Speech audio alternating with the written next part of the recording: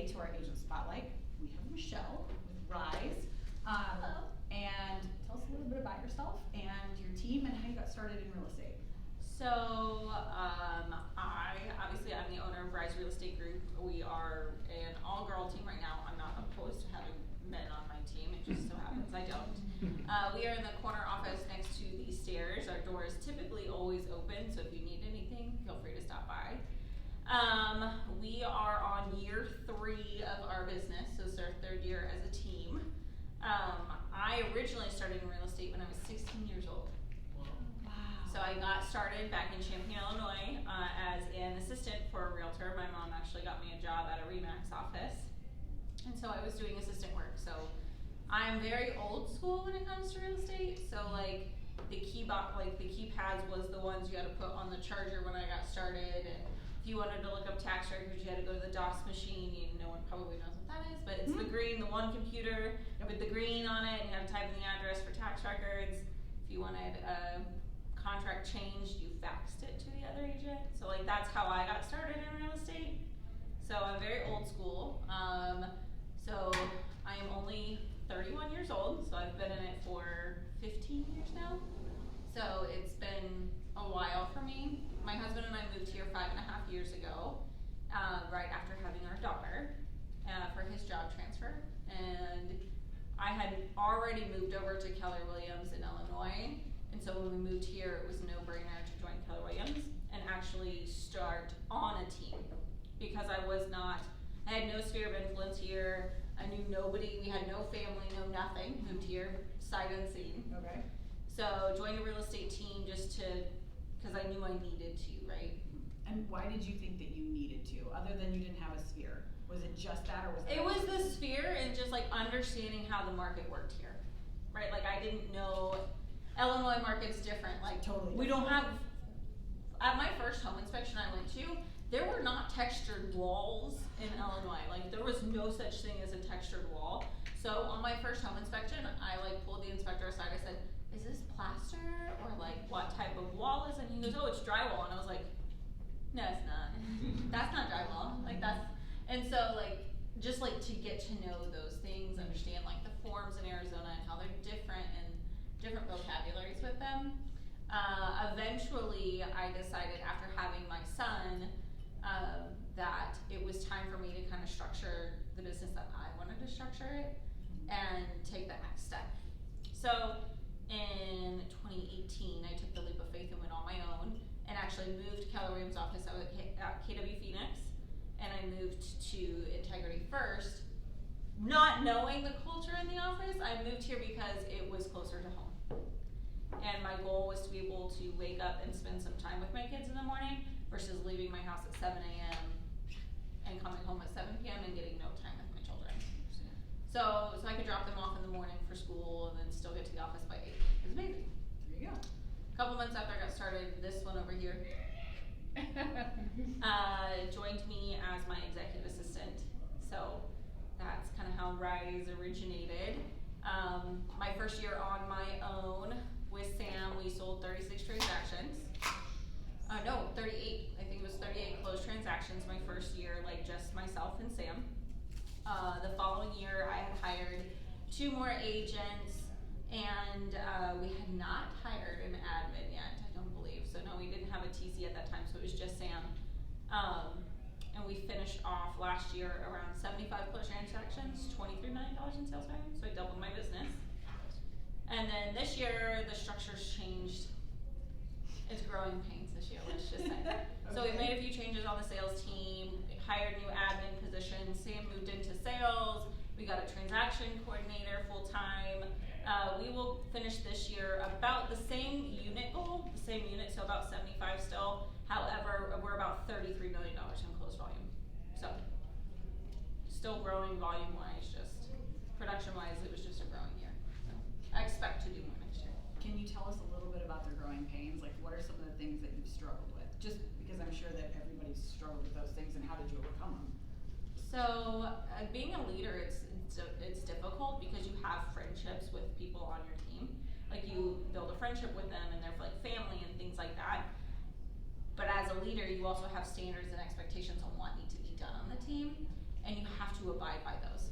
So even though you may be a really good friend of mine and we still want to be close and I still want to know like you personally on a different level, if you're not hitting team standards, like I have to make sure my business is protected. And in the end game, it's a business relationship and we can still be friends moving forward after that. So those are some of the things that I struggled with because I'm a people pleaser. So like losing friendships kind of hurts a little bit. So that's been kind of one of the biggest growing pain struggles that I have is just making sure you're protecting your business in the right way and still keeping a friendship. I understand. Isn't that The Godfather that says it's not personal, it's business? Yep. Or was that something else? Somebody. Somebody said it at some movie. So, when you got off the team and went into being a solo agent, was it your plan, like, I'm gonna grow a team and I'm gonna do all this stuff, or were you just like, I'm kind of done being on a team? No, it was always my plan to grow a team. Maybe not this massive, like I don't necessarily want to have like a 30, 40 agent team, but per se. Mm-hmm. My focus is to have 5 or 6 super, am I allowed to cuss? Yes. Like super kick-ass agents that can do 30 to 50 deals on their own. Like I don't want a bunch of people that are doing 10 deals. Like I want 5 or 6 people doing 30 to 50 transactions. So I'm growing their financial wealth, and that way they can grow. Like they may need an assistant. We may need to hire more admin to cover their production. Like that's my goal. Makes sense. So yeah. Very cool. Thank you for sharing that with us. Yeah. So we're here to talk about listings, Uh-huh. and you were the one that was like, I'll teach this. So talk to me a little bit about why you wanted to teach it. So I gave up buyers. Oh, So I no longer I did that work for with Lent. buyers. Yeah. You did that for Lent? I did that for Lent 1 year. You should have done oh yeah. I gave up buyers, You yeah. should have done for more than Lent. The reason about growing, right? So I tend to receive more buyer leads than I receive listing leads on the team. And so I'm able to feed my agents pipeline by handing off buyer leads. So their number one source of business is buyer leads, right? Like they primarily work buyers. Also, with a growing family, I'm growing this business so I can spend more time with my family. So I have a 3-year-old and a 5-year-old. So Brindley's in kindergarten, Lucas is in preschool. And so on weekends and nights, when they come to me and say, Mommy, when are you gonna be able to stay home and Daddy go to work? Like that breaks your heart, right? Like that stinks. So creating this leverage to be like, okay, honey, it's just gonna be for a little bit. We're gonna be able, like, Mommy's gonna hire some help, and then Mommy can stay home, and then they can go do an open house. It'll be perfect. So I started focusing more on listings and practicing those scripts and getting a better closing and just proactively reaching out to more listing potentials. Like for sale by owners is my game. If many people know that about me, like I love them. Okay. I love them because they're raising their hand saying, hey, I have a house to sell. And I'm like, oh, I want you because you're selling your house. The conversion ratio between appointment gone on and taken though is going to be lower. Okay. And that's just a known fact. Like if you and I are friends and you come to me and you're like, hey, I want to sell my house, I'm like, okay, cool, here's the paperwork, right? But if I go to a Fsbo and they're like, well, I don't know if I want to sell my house, like with a realtor, I want to save money, or I have 5 other people coming that have called because I've got 300 calls, like it's a little bit harder to work. So I started really like honing in on those to again build more of my sphere, more people, and it's actually worked out really well for me. Okay. So take us through the process of how you found that you wanted to do Fsbos with a lower conversion ratio, and what you do with them. Well, coming from younger, right? So a lot of people that I knew were buyers looking to buy either their first home or some way, shape, or form. And so I didn't have a lot of people looking to sell. I have no family here, so I have no older, I don't have that here. So to me, it's like, okay, where can I go and order to market myself and call people that they'd be open to having a conversation with me, or how can I get to their front door? Like, what's something that I can do to get a listing? And that was one of the things that popped out to me. And I don't like spending money. And so I didn't want to pay for Mojo because I was new, I was on my own, I'm on a budget. And so I don't want to pay for Mojo. So so I'm not gonna pull expireds and cancels and things like that. So I decided to just get on Zillow and look them up, and it's free. So free plus everything else equals Fsbo marketing. Yeah. Okay. So when you approach your Fsbo, how do you do that? Very easily. So Bold has many scripts. There's probably everyone talks about these scripts like that everyone has, but I have a different script that I use for them that I've tweaked kind of by myself. So I'll call a Fsbo and say, hey, like I just ran across your property on Comida Plata. I noticed it's been on like Zillow for like 22 days. I do not like trust Zillow's status about the listings. Is it still in the market? Is it like, are you under contract? Like, what's the update? And they'll tell me, oh, it's still active. I'm like, okay, cool. Can you tell me a little bit about it? Because I noticed you've done some updates, but in the description it doesn't say too much. And then just shut up. So they're telling me, they're selling me on their house, right? Oh, I've done this, and this. It's a beautiful backyard, has great location, blah, blah, blah. They're talking. And I'm making notes, because that's what I do. And I'm like, wow, that sounds like a really nice property. I'm surprised you haven't gotten it sold yet. And so like, there's the jab, like that. The jab in the heart. And I'm like, yeah, well, only calls we're getting for is realtors and blah, blah, blah. And I'm like, well, would you be offended if I stopped by for like 15, 20 minutes to preview the home and just talk through some options? And anytime you say the would you be offended line, well, no, I'm not gonna be offended. You know I'm not gonna be offended, but I'm not interested in hiring a realtor. I'm like, that's fine, I just wanna see it. And then maybe I can give you a few pointers on what we can do to help sell it better. Just not gonna sell you anything, no cost or anything. They're like, okay, well, I'm like, would Tuesday at 3 or would like 6:30 be better for your schedule? Give them two options. And then I go, it's never 15 to 20 minutes, it's typically about an hour. And when I go to these appointments, I'm not bringing up my full listing presentation unless the conversation starts to turn to that. Does that make sense? Absolutely. So I always have my computer with me and my listing packet with me with my comps and everything ready to go in it. When I go, I like walk in, I'm like, okay, like thanks for having me. Do you mind if I set my stuff down on the kitchen counter? Just like you would any other listing appointment. Walk me through and tell me everything you've done to the house. So just like a traditional listing appointment. But that's when you're building the rapport. Okay. So that's when you're like, okay, they're moving in XYZ, this is how much they owe left on the house, you know, this is their motivation to selling. Oh, and then but you're paying attention to the house too. Oh my gosh, it looks like you upgraded the crown molding in here. Oh yeah, I forgot I did that. Oh, okay. Do you have soft closed doors in the kitchen? Do you have, you know, any pull outs in the cabinets or anything? I don't want to open your cabinet. So like, you're really interested in their house. You may not actually be interested in their house, but you act like you actually like want to know. Plus you're writing all these notes down, so when you do the listing description, you have all of it ready. So that's super helpful. You write down their dogs' names, you write down their kids' names, anything important that you can connect with them on, and then you get like, okay, how much do you want to walk away with this? How much do you owe left on the house? And depending on how the conversation goes, you could end and be like, well, I'd love to run some numbers for you, and it's a follow-up. So Fsbo's all in the follow-up. And 9 times out of 10, a realtor will not follow up. 6 times out of 10, a realtor won't show up to the appointment they scheduled. What? That's terrible. Really? You show up to a Fsbo and they're like, hey, like you call to confirm, and they're like, I just want to make sure you're actually coming. I've had 4 people already stand me up today. And I'm like, you guys are freaking idiots. Like, show up to the appointment. 1, that's a green star for you. Like, that's the #1 thing.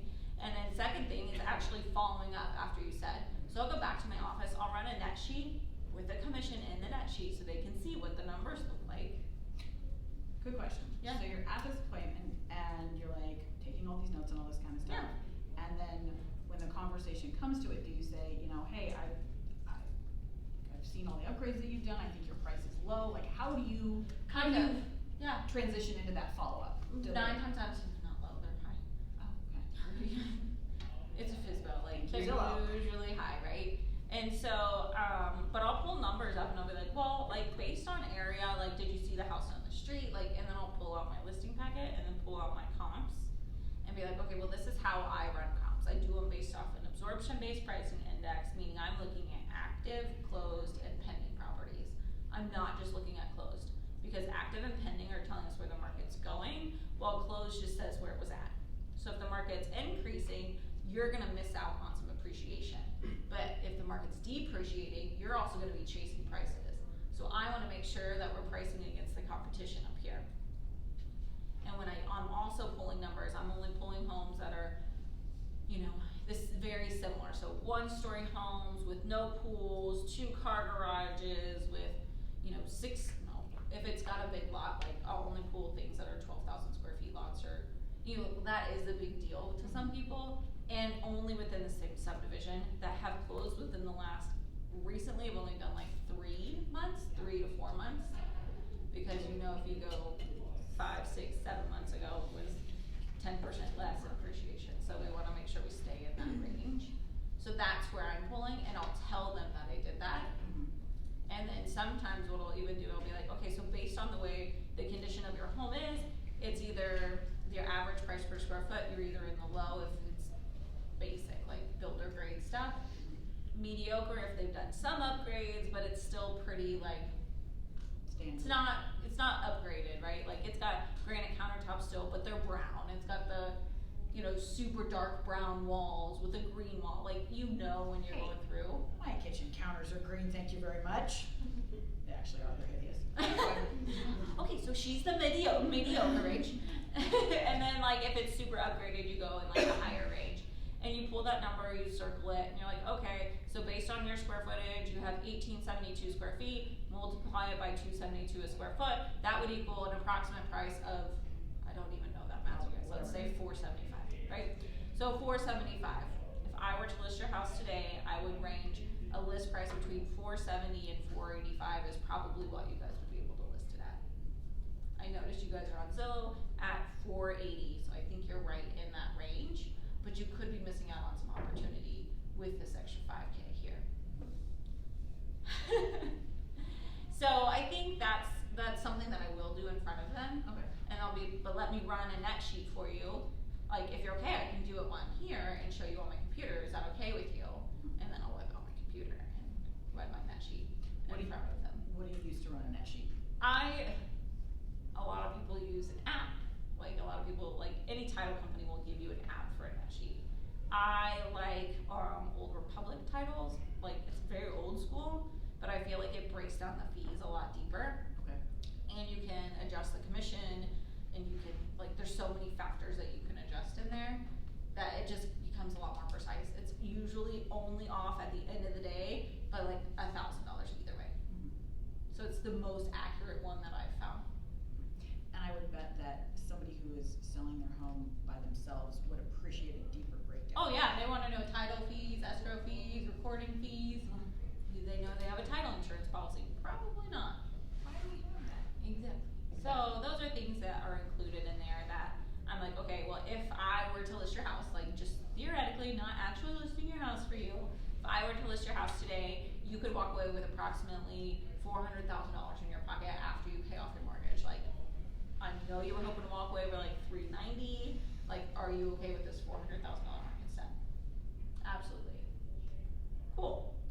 Well, I mean, I can go through my entire listing presentation if you'd like, but a couple of the things that I do marketing wise, and I'll just list. I'm not opening up my listing presentation either.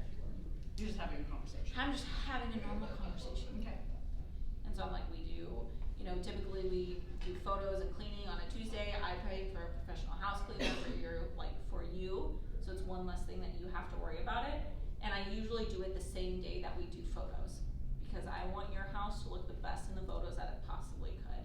So my cleaner comes in the morning and my photographer comes in the afternoon. You don't have to worry about getting little dog nose prints or hand prints all over the windows or anything before we leave. Like, it's ready to go. Then we'll go live on Thursday, and we'll have an open house on Saturday. Since you guys are still living in the home, we typically won't allow showings until the open house on Saturday, so it's less inconvenient for you. So like those are just some brief marketing. Like if you guys would like to talk about it, let me know. Otherwise, like I'm happy to move forward and list a house for you. It's up to you though. Like just let me know how you feel, and then they'll like talk for a second. I'll be like, okay, Well, I do have the paperwork here, like, and I don't fill it out before I go, like, I'm just like acting like nonchalantly, I have it like set Yes. in my purse, and so I'll go through it. And the way that I close for it is I typically get the dates for them before I start signing paperwork, so I'm like, okay, so we talked about the cleaning and stuff like that, like, how soon do you guys think you guys would be ready for cleaning? It's Thursday now, like, do you think it'll be ready by Tuesday for my cleaner to come in? And they'll say, no, I think we wanna do a little bit more like packing or something, maybe the following Tuesday. So I'm like, okay, so I pull out my calendar, I'm like, that's Tuesday the 14th, which means, so Tuesday the 14th, cleaning, and I'm like writing all of this down. And that means we go live this date, open house this date. And so I'm writing all this down, and then I'll pull out my listing agreement, and I'll just like write their names in the seller line, the dates that we're gonna, like today's date, and then I'll do 6 months listing agreement. And I'll just say, I know we talked about like possibly getting 485 for the house. Are you guys okay starting at 485, or did you wanna start closer to that 480 mark? And they'll tell me, and I'll write it in there. And then, I'll flip it around and just show, okay, so this is what this is your contact information, this is where you live. I didn't fill all the legal description and stuff in yet, just because it takes a while, but I'll get that filled in before I send you the final copy. And then we have listing agreement starts today, it expires on this date. We're listing at 480. I just need initials down here, and then I'll set the pen in front of them. It's just, and it's not, do you wanna sign paperwork? It's not, do you wanna move forward? It's just like, okay, well, here's the paperwork. Mm-hmm. And then you just wait. And then I just wait, and then they'll give an objection. They're like, well, we don't know, like, we might wanna talk a little bit more. I'm like, that's perfectly fine. Like, I completely understand that. One thing that makes it easier for you guys is on page 6 of my listing agreement, I have a cancellation policy in here. Meaning that if for some reason you guys decide to change your mind at any point, any time, you can cancel this agreement within 24 hours and rip it up. So if you guys decide, say tomorrow, like, Michelle, I don't think we're gonna sell, like we're overwhelmed, I will rip it up. Like I won't do anything. So if you want, we can go ahead and sign now, so that way I don't have to like come back or do you, why I have you guys here. And then I'll just give you guys a call back tomorrow morning to make sure we're still good for photos on the 14th. So I'll go ahead and get them to sign, and then follow up with them the next day to make sure we're still a go. In 100% of the time they usually are. So, yeah. And that's it. And that's it. Alrighty. Questions? Do you have like a custom listing agreement, or is it just standard that almost everybody's using? Standard. Okay. Yep, the only thing that we have like pre-filled in is our, like that 24-hour cancellation policy is always in every listing agreement of mine. And then the, like 30-day after expiration, there's an after expiration point, like 30 days is always filled in. Yeah, everything else is pretty much blank. How much time do you give yourself generally, like what, in terms of how long you have to sell it before the agreement's done? What do you mean by that? Oh, like a 6-month listing agreement? Yeah. I usually just do 6 months. Okay. And nobody ever says like, I only wanna do 1 month, you gotta sell it in a month, or I'm gonna. I mean, if they do, I'll do a month, like in this market, it's not Right. as detrimental, in my opinion. So like, sometimes to make my life easier, like anything anything like April or later, I'll put a December expiration date, December 31st. And anything in like October or later, I'll do June of the following year. Just so you know, you just have to remember December 31st and June 30th. That's just another thing, but no one ever fights that, especially with average days on market being 13 days or whatever in that neighborhood, so. Awesome. Yeah. So talk to us a little bit, you just got back from door knocking. I did, yeah. It wasn't for, well, it is. So, it was in our farm. Every other month we do a, we call it Wake Up Wednesdays, and we give out free breakfast burritos. So we partner with a lender in the neighborhood, who's very well known in the neighborhood as well. And we hand out free breakfast burritos, and I knock a certain section of the neighborhood the day before and just let them know, like, hey, by the way, we're handing out free breakfast burritos at the basketball courts tomorrow from 7:30 to 8:30. There's only gonna be about 50 burritos, so come get them while you can. And they're like, oh, are you in real estate? I'm like, absolutely. I think this time we didn't really have any luck, but it's a conversation to get people there. But last time I actually set a listing appointment from it. So the guy was like, wait, you're in real estate? I was like, yeah. He's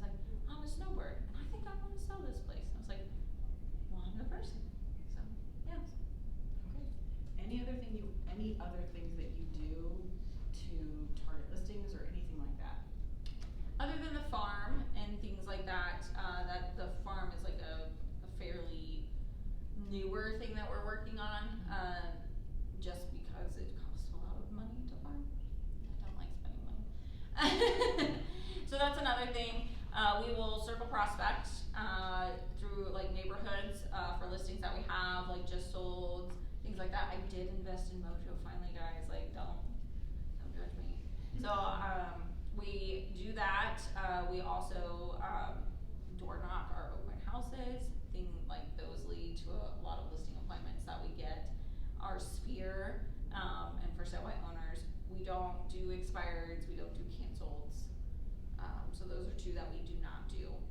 But I contact a minimum of 5 Fsbos a day. Today I contacted 10.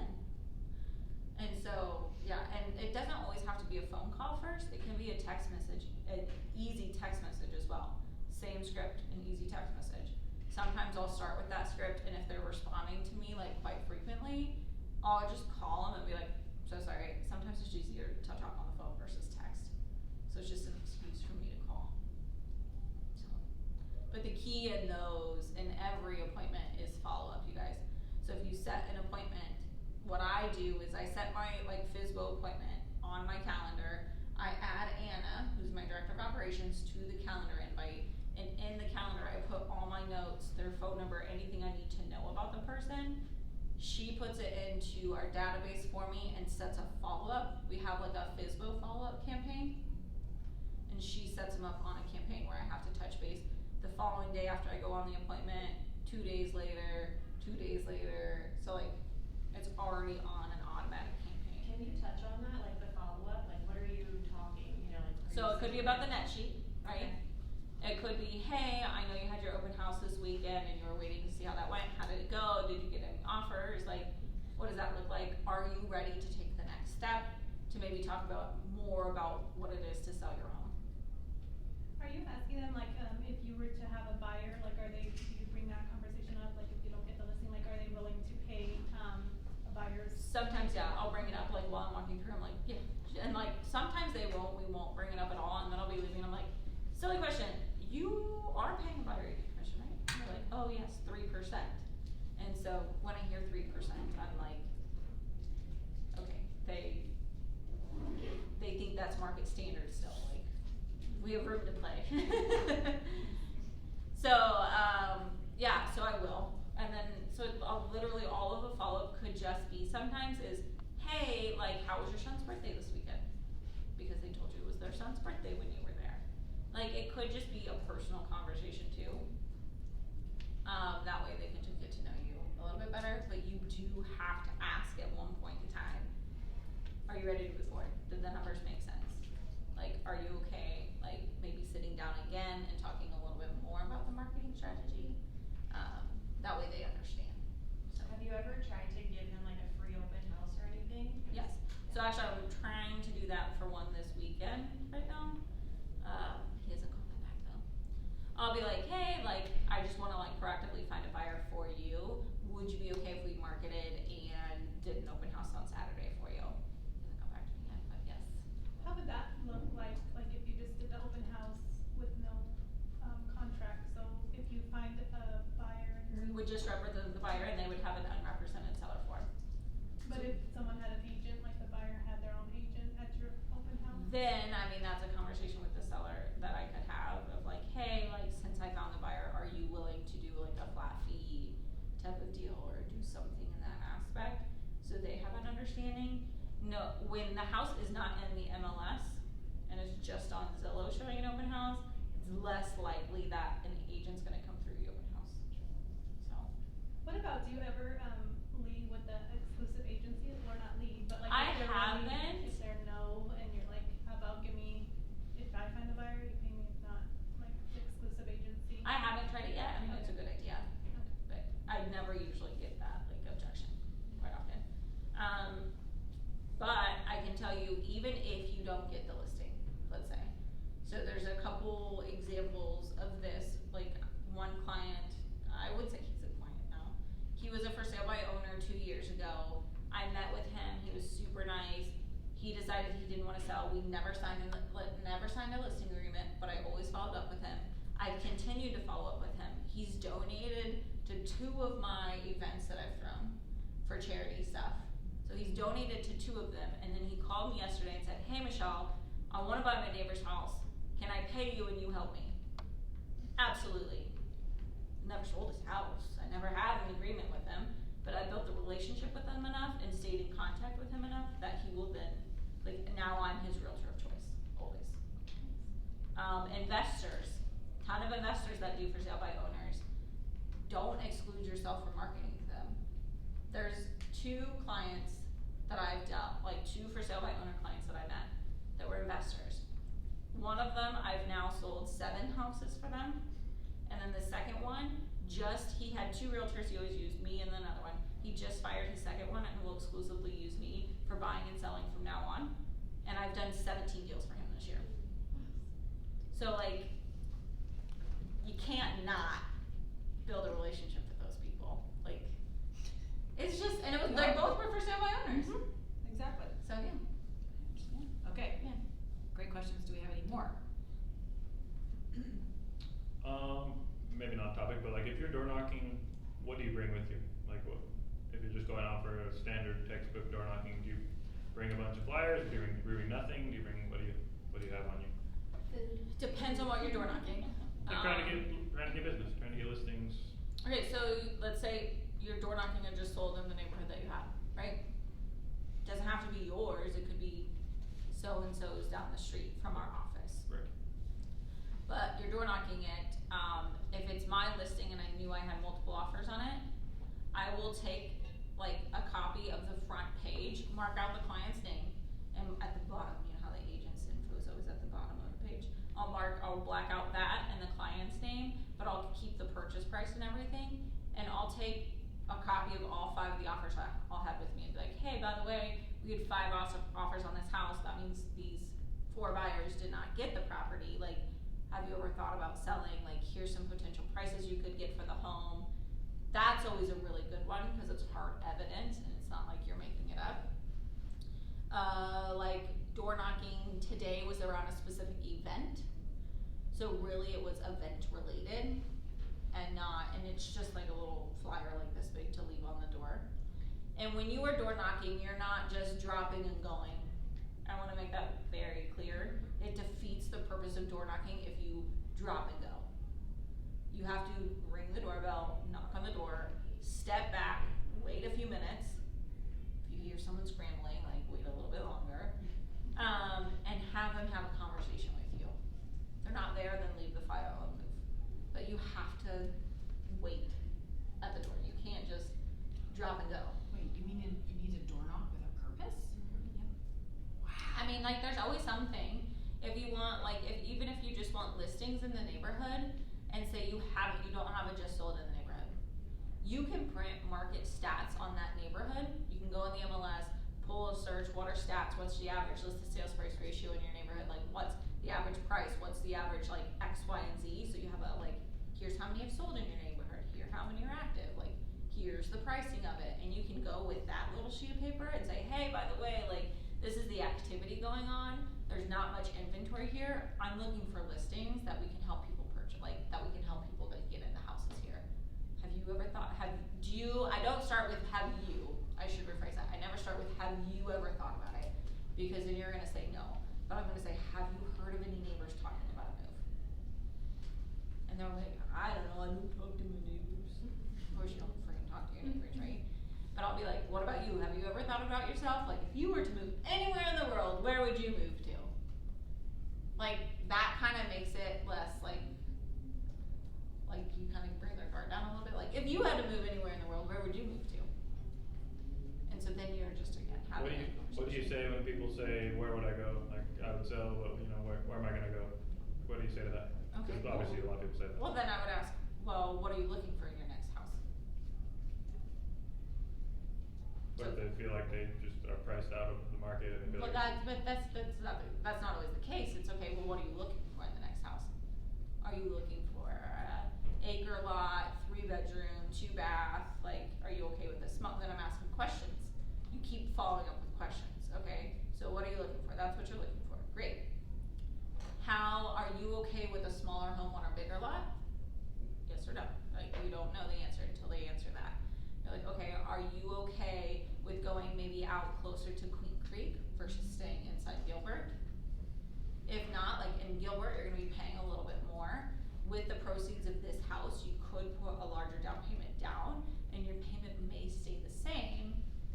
But we also have options to the point. And if I'm door knocking and I'm having this conversation, I would be like, listen, I'd love to go deeper into this and maybe even bring you some more options that I have on the table. Is there a date or time that I could come back and talk to you more about this? And then I will pull out my calendar, right, and set it, like on my calendar right then. And I always carry a clipboard and a pen with me, always. So that's why my flyer's always there, and a clipboard and a pen. So then I, hence the pockets. Do you make your own flyers, or do you have somebody else design them, or? Yeah, her name's Anna. It's my director of operations. So technically I make them myself then, but yes, but Anna does them for me. I don't personally make them. I could on command. They're super easy. But in the template design, thank you. Yep. Okay, clipboard, no, I wanna hear this, clipboard and pen. Clipboard and pen. And pockets. And pockets. So What you about- have your phone, right? You pull it out, you set it on your calendar, and then you get like their contact information. But they think they know, like you know their address because you're at their house, right? I don't freaking know their address. I'm walking down random streets. So when I walk out, I like flip over a paper and I write down like if they've expressed any interest in selling or like had any good conversation with them, I'll write down the street number, like just the house number, so like a 1932, right? And then I'll just keep walking down the street until I get to the end of the street and I see the street sign, I'm like, you know? And so I know. Pro tip. I know, yeah, I know, okay. And if I don't get their contact information and we had a conversation but didn't set an appointment, I'm gonna send them a handwritten note. So you'll get the address off the house and off the post, and then you'll just send it. I'll send them a handwritten note. I can look them up in Monsoon Okay. and say, hey, what's their name? Because I didn't get their name. Like I can look up their name in Monsoon. I have their address. I have when they bought the house. That website is super helpful. You can tell how much they owe left on a house from that website. So you know, okay, their house, they bought it for $350. They put approximately $15,000 down, which means their mortgage was for $335, right? So they had $335 mortgage. They've owned the house for 2 years. You know, the first couple of years they're not actually paying much off of the house, so they probably only owe $333 on the house left. So like, you know how much they owe left on the house already, out the door straight up. Real quick, do Yeah. you guys all understand why they haven't paid like anything down on that mortgage? Does everybody know why that is? Cool, learning opportunity. So, the reason that is, yeah, they got this 30-year loan. Fantastic. Most people move within 5 to 7 years. The bank's like, dude, I still want my money. Like, I still want my money back on this loan that I gave you. So they front end all of those interest charges. Yeah, you pay So- more in interest than you do your principal Yeah. balance in the first few years. In the first, like, I think it's like 10 years where it Yeah. finally switches over to where they're actually paying on more principal. So if you have a, like, for example, I had a guy who was like, I've lived here for 2 years, why don't I have less? And I'm like, well, here's why. And he was like, that's ridiculous. I'm like, actually, it's brilliant by the banks, but see, now you Yeah. learned something new. So. Well, also at the closing table, they show you like, if you pay the whole 30-year mortgage in 30 years, you actually This is pay what it will. the exact same amount. $786,000.02. Yes. Yep. If you guys ever want to read an amortization schedule, they're really riveting. Right before bed is my personal favorite time to do that. Exactly. Okay. But yeah, notes. those are just like some tricks up my sleeve, and I don't know, there is no specific formula that I use to find out the exact mortgage payoff. I typically guess, and I don't know why I usually get it paid. I don't know the math. They've asked me for the math 50 million times, and I said, I don't know, I just guess. So that's how it works for me. But that is one trick if you guys haven't noticed that in Monsoon. But you can also see if they've obtained a second mortgage. So if you see a second mortgage on there, you know that they may owe more than that $335. Plus they gotta pull the $50,000 more, like home equity line out or something. Like you can see all of that in Monsoon. Yes. And that's another good tip for any newer agents in here, if you see a bunch of activity and like, it was a deed change, it was another deed change, it was another deed change, it was probably just either a name change, they had a Trust. second, like, it's not something that's a concerning, like, oh my gosh, this property, like, what's wrong with this house, cause it's been through all of these deed changes. It's The usually only thing that's a concerning factor is if the people you go on the appointment with are not the people that match Monsoon. And you're like, okay, who is this? Where are they? They have to sell. Why are you trying to sell me this house that's not yours? That's interesting. Okay, Michelle, thank you so Yes. much for your time. Before Yeah. we wrap up, nuggets, like if you had 3 nuggets to give yourself 2 years ago about your business today and focusing on listings, what would they be? Just get on the phone and do it. Like, get over your fear of calling, like, especially for sale by owners, get over your fear. Just do it. You're gonna get the knot in your stomach, you're gonna get the nose, you're gonna get the, you're an ambulance chaser, this is why people have a bad rep. But then you're gonna get 3 really positive ones and have positive conversations with these people. And if you just freaking do it, like, eventually you're not gonna get those knots in your stomach anymore. Like, pipe yourself up. Thanks, Sam. It's Hype yourself up. It's Okay. sorry. That was a It's cross an between inside- hype and pie. I think we're No, all it's pie an brain. inside joke. It's Okay. supposed to be, Sam did it. It's supposed to be like hype yourself up and pump yourself up, and it came out pipe. Hype yourself up. Yep, pipe yourself up, which I think is a very bad sexual term, actually. This is true. We need to have a conversation. Yeah, about so, this, 'cause I'm gonna learn something new yeah. today. So you just have to, but I would just say, just do it. If anything, get on the phone. If you want to start with text messages, she started with text messages. She's working her way up to calling a few now on the phone. They're not that bad, trust me. And sometimes if you really want to like ease the conversation when calling, you're gonna be like, what am I, the 205th caller or the 203rd caller of the day for realtors? And they'll be like, oh my gosh, like, I can't get over how many realtors I'm calling. Then you break the ice. So create icebreakers. Don't make it so scripted. Don't make it so serious. Like, know the key points that you want and keep asking questions. And the key to winning or feeling like someone's won a conversation is if they've talked the most. So, do you want to feel like you've won a conversation, or do you want the client to feel like they won the conversation?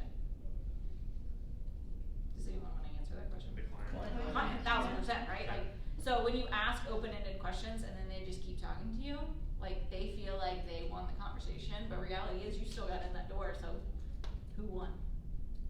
So just think about that. Don't ask yes or no questions. Don't, oh, I can sell your house for 5% commission and this is what we do marketing wise, and don't sell your marketing on the phone. How do you combat when they wanna lowball the commission, like what is your? So that's a conversation that happens at like the appointment, and most of the time they'll be like, oh, so and so said they would do it for 3%. I'm like, oh, interesting. Tell me what they're going to be doing included in that. And they're like, oh, I don't know. Like, okay, is it the money that you're trying to walk away with? Like, are they doing professional photos? Like, you're asking these questions. Okay, are they doing X, Y, and Z? Don't ever bad talk them though. Don't ever say, well, they're a horrible agent, and pull up their stats and they only sold 4 houses this year. Like, don't do that crap, you guys. Like, Please don't do this. don't. Just say, okay, well, great. Like, tell me what they're gonna do for you. Okay. Oh, well, like, here's the things that I do, and my average listed sales price ratio right now is typically about 107% of list price. So in today's world, I most likely will get you 100 to 107% of list price. Like, which means I'm getting you 7% more than what you're even listed for show by owner. So reality is you're walking away with a lot more in your pocket. Like, is that okay with you? So, yeah, because they are a big commission objector. So. I like the tidbit about cleaning. Like, I don't know about you guys, and for those of you that maybe don't have children or pets, this isn't going to apply, but anybody who has a child, a pet, or a husband, and I love all husbands in the room, that whole, like, somebody coming and cleaning my house, I'm like, yes, absolutely, where do I sign? Like, I'll just list my house so you come clean my house. Yeah. So. Like, yeah, like, it takes a stress off their shoulders. Mhm. And like, all I need you to do is pick up and move this out of the house, like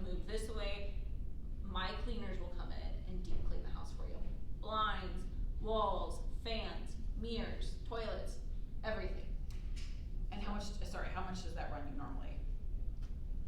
It depends on how nasty the house is. Anywhere from $150 to $250. Okay, and that's just something you've built in your cost of sale?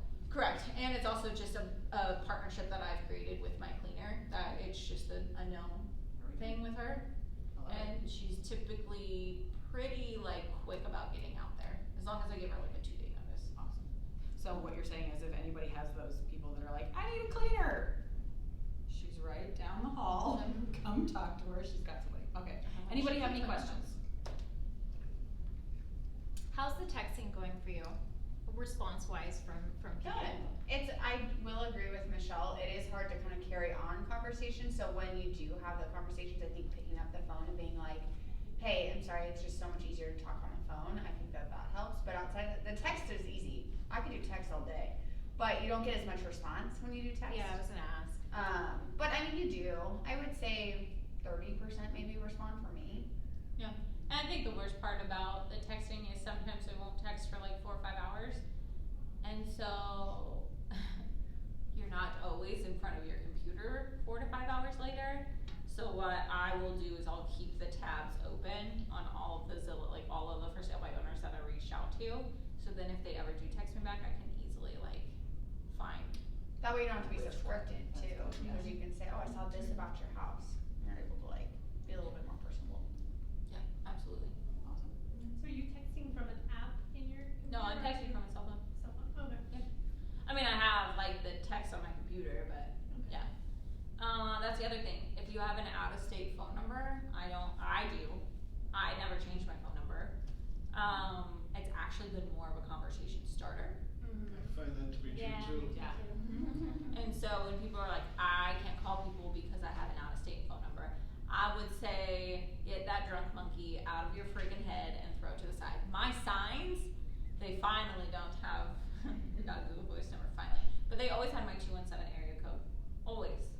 Like, and honestly, people are like, oh, are you from Peoria? And I'm like, no, I'm from Champaign. And they're like, oh my God, how cool. And then you build more relationship that way.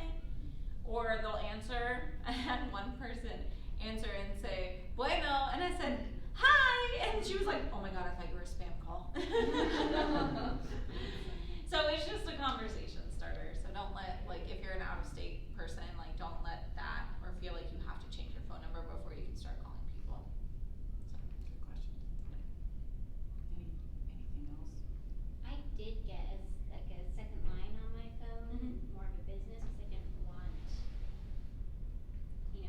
certain people, or I don't know, sometimes I don't want people to have my personal number. Is that okay that I did that? I mean, that's up to you. I have a Google Voice phone number now for like, because the girls were trying to field like the listing calls and stuff that came to me during the day, because it was just getting like a lot, like when you have the active listings and then I'm on like appointments and stuff, like I can't necessarily keep up with them all the time right now.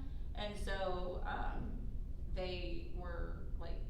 those calls were being forwarded to the admin staff so they could field the calls for me, but they still showed as like my number in the MLS, so it didn't ever show as my cell phone.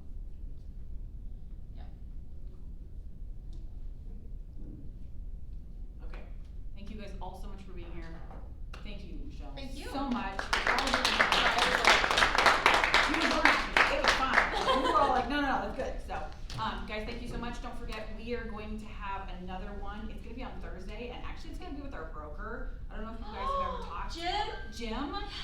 If you guys don't know Jim, He's awesome. the best broker on the planet. You'd think, no, he is so, like, you guys don't understand how lucky we have it with Jim. And he's funny, and he's been in the business for...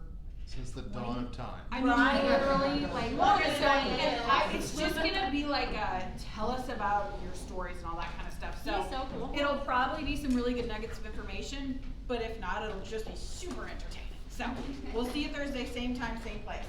Thank you. Thank you. Bye, guys.